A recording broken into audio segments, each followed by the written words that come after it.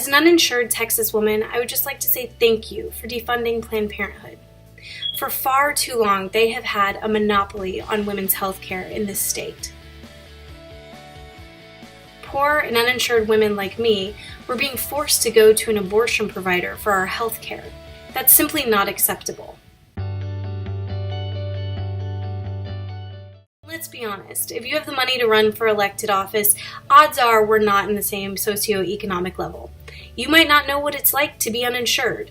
You might not know what it's like to be a woman. So let me just explain to you how scary it is when you're uninsured and you find a mass. This happened to me 6 years ago. My husband was working for a small startup. He was insured, so were the kids, but adding me to that insurance suddenly doubled our premiums. Plus, I was always really healthy until one day when I wasn't.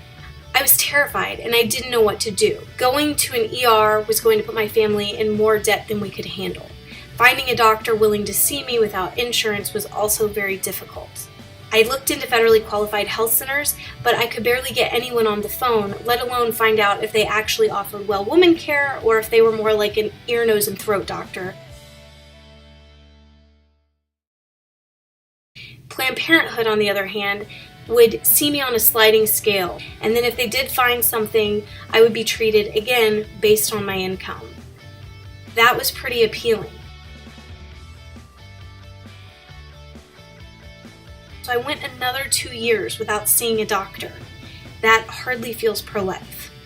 When I asked my conservative friends why it was so difficult to find a federally qualified health center that could see me, they said it was because all of the funding was going to Planned Parenthood. If that's true, then you have an amazing opportunity to champion women's health care here in Texas.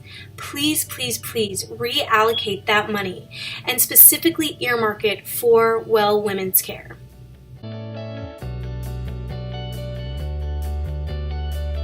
We need you now more than ever.